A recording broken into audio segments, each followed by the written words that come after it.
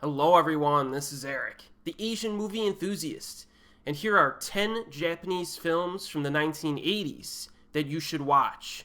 Let's do it. Muddy River, 1981. This is a drama. Taking place near the mouth of a muddy river in post-World War II Osaka, a young boy becomes friends with an impoverished boy and his sister. The interaction between the children is great in this, as is their interaction with the parents. There are also some realistic family-based conflicts that unfold as well. Performances are excellent, and the ending is quite outstanding. It's memorable and also deeply moving. Really impressive stuff. A must-watch for those who enjoy watching children-themed films. As an FYI, this film was shot in black and white by director Kohei Oguri, and it was nominated for the Academy Award for Best Foreign Language Film. Tampopo, 1985. It's a comedy, a food-based comedy. This movie by Juzo Itami revolves completely around food. The main story is about a trucker who rides into town to help a lady set up the perfect ramen noodle restaurant. But woven into the main story are a number of smaller ones. For example, a business lunch meeting, homeless food connoisseurs, a suave ladies' man who uses food on his partner for sexual fulfillment, etc. The humor is grounded in everyday events, but is also indescribably absurd at the very same time. With supporting roles by actors like Koji Yakusho and Ken Watanabe, this has some faces that will be familiar to movie fans even today. There are even some more memorable scenes here to shake a stick at. A very unique experience, but do not watch it on an empty stomach. Antarctica, 1983, a drama. Some scientists bond with their sled dogs during an expedition to a remote area of Antarctica in this film, which is based on actual events. As usual, Ken Takakura is quite impressive in the lead role. The cinematography is fantastic, and the icy, snowy environments are captured in an exquisite yet ominous fashion. The score also creates a very calming mood. Pacing is quite slow, but the film almost feels like a documentary at times, because you follow the dogs sometimes when they're separated from the human beings, which is pretty cool.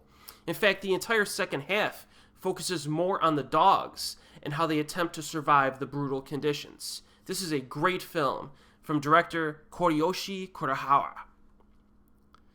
To Sleep So As to Dream, 1986, a dramatic thriller. Set in the 1950s, an aging silent film actress hires a private eye and his assistant to track down her kidnapped daughter in this film by Kaizo Hayashi. This is a black and white silent film, which is rather surprising considering that it was made in the 80s. But it embodies certain aspects of the silent film era in fascinating fashion. With very nice visuals and an excellent score, this is absorbing and atmospheric.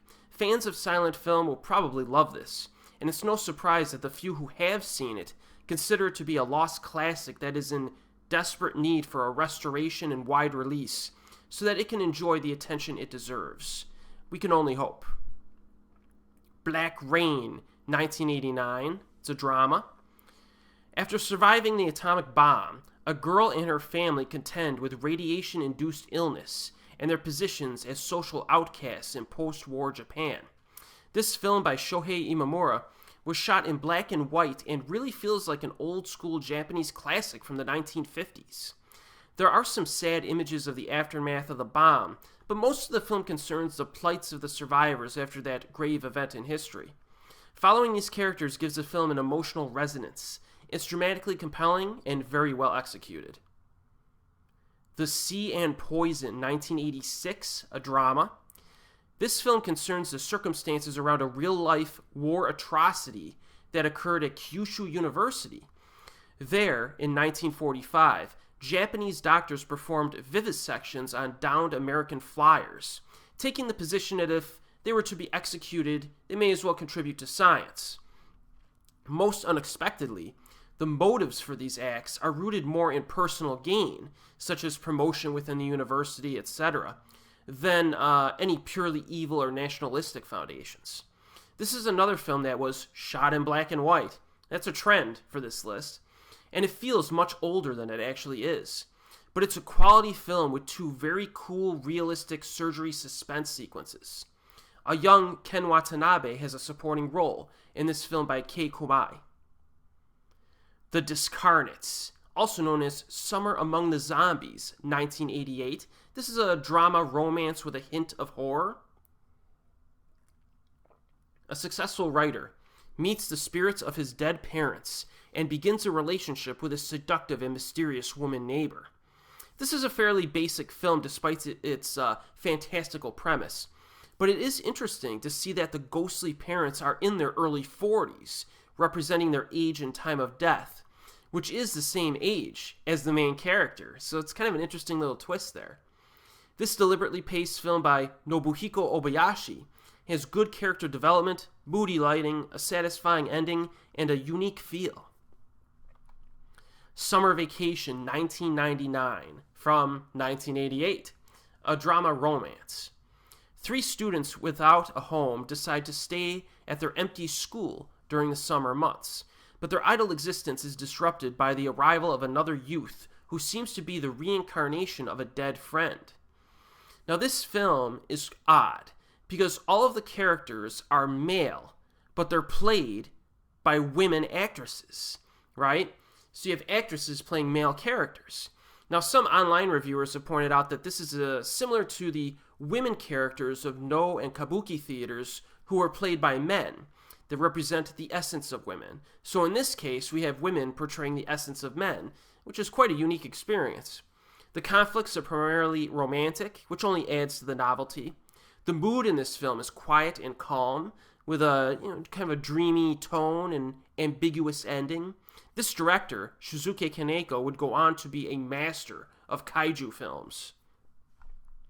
Wuthering Heights, 1988, a drama. This film by Yoshishige Yoshida is based on the famous Emily Brunt novel, but takes place near a volcanic holy mountain in Shogunate, Japan.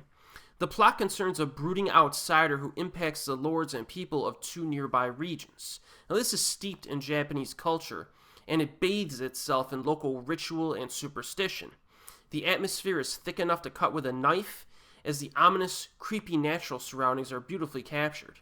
This has a very primal, hypnotic vibe to it. Slow paced, but certainly a work of art. Tetsuo The Iron Man, 1989, a cyberpunk horror flick. If a nightmare were ever recorded on video, this would be it. Shinya Tsukamoto directs this outrageously weird, outlandish film about a man whose body cultivates metallic devices. Shot in black and white, and lasting only 67 minutes, this one moves very briskly. Most interestingly, some stop-motion animation and fast-forward photography are used throughout, creating a truly unique cinematic experience amidst the backdrop of mankind's relation to technology and urbanization. There is some wild violence and sex on display, but it's pretty bearable considering the non-use of color. Anyone looking for a completely novel experience would do well to seek out this little gem. Quite possibly the craziest film I've ever seen. So there you have it, 10 Japanese films from the 1980s that you should watch. When initially compiling this list, I did not notice initially that so many of these selections were shot in black and white. But regardless, there's a lot of creativity on display here. Some of these movies will make your head explode in a good way, because there's a lot of artistry here as well. Some very cool stuff to check out. I'm not providing availability information in this playlist, so check Google for any films that seem interesting to you. Nowadays, availability for some of these Japanese titles from the 1980s is generally worse than Japanese films from prior decades, believe it or not. It's actually easier to find Japanese classics than it is Japanese films from like the 80s and 90s now. But if you could get a hold of them, definitely check these out. And yes, I am going to make a part 2 to this video with 10 more Japanese film recommendations from the 1980s. So look out for that list in the near future. And also check out some of the prior videos in this playlist. I went through each decade going all the way back to the 1920s. I'll include a link to the playlist down below. And as always, we'll see you next time.